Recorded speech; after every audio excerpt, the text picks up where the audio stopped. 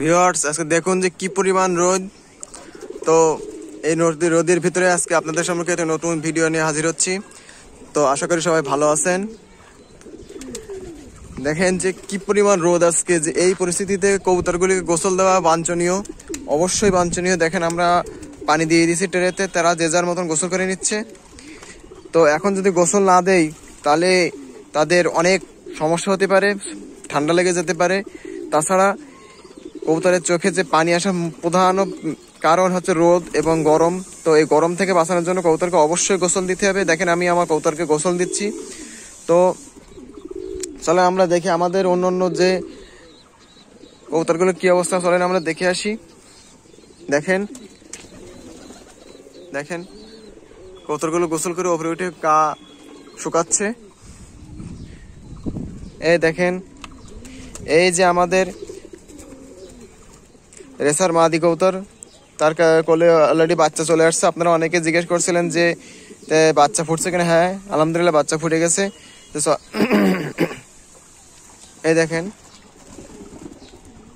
আমাদের কাগজি কবুতরটি গোসল করে উঠলো। এই দেখেন আমাদের সিরাজি যে বাচ্চাটি কি সুন্দর, দেখেন নর হয়েছিল। আমি চাইছিলাম যে কবুতরের জন্য নর হয়, কারণ আমার এই নর কবুতর খুব দরকার ছিল। এই কবুতরগুলো নর হলে অনেক বেশি সুন্দর লাগে এবং এরা যখন ডাকে তখন আরো বেশি সুন্দর লাগে।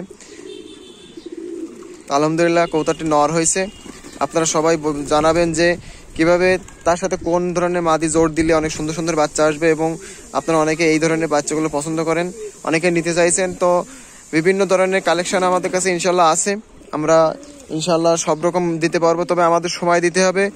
দেখেন আমাদের মাদি কবুতর, অধিকাংশ মাদি কবুতরই এখন সব বাইরে। এই দেখেন অধিকাংশ মাদি কবুতর সব বাইরে, কারণ এই মুহূর্তে তাদের নরগুলোর ডিমে তা দিচ্ছে, এবং যার কারণে তারা এখন বাইরে আসছে। দেখেন গোসল করতেছে, সব একের পর এক নামতেছে, গোসল করতেছে। আবার কিছুক্ষণ পর আবার সবাই একইভাবে ওতে নামবে এবং গোসল করবে।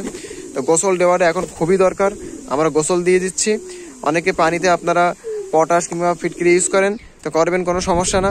তাছাড়া ঠান্ডা পানিটা প্রকৃত ঠান্ডা হতে হবে এই সময়, কারণ ঠান্ডা পানি হলে তাদের শরীরের যে উষ্ণতা এটা কেটে যাবে এবং অনেক সুস্থ থাকবে কবুতরগুলো। এই জন্য আমরা এই পানিতে, ঠান্ডা পানিতে গোসল দেওয়ার চেষ্টা করতেছি। দেখেন দেখেন দেখেন আমাদের রেসার নটটি দেখেন কত সুন্দর, মাশাআল্লাহ মাশাআল্লাহ মাশাআল্লাহ।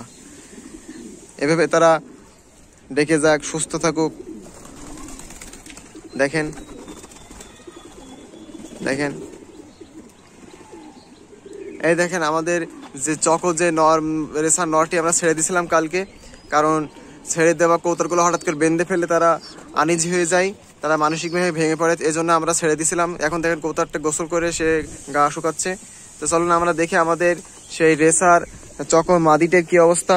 আপনারা অনেকে জানতে চাচ্ছেন যে সাদা নরের সাথে সেটাই জোর নিছে কিনা। দেখেন এখানে আমরা পরিষ্কার করে ফেলাইছি। এই দেখেন আমাদের জালালি বা বুনো কবুতর করে অলরেডি দুটোই ডিম দিয়ে দিছে, আলহামদুলিল্লাহ। দেখেন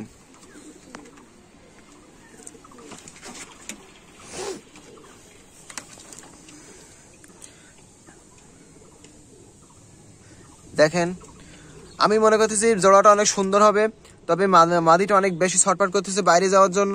তো আমরা এই মুহূর্তে তাকে ছাড়বো না, কারণ প্রকৃত জোড়া নিয়ে এবং ডিম দিলে তখন আমরা ইনশাল্লাহ ছেড়ে দেবো। এই দেখেন আমাদের এই যে মিলি বুনোর কোলেও ডিম চলে আসছে, কিছুদিনের ভিতরে ইনশাল্লাহ বাচ্চাও হয়ে যাবে।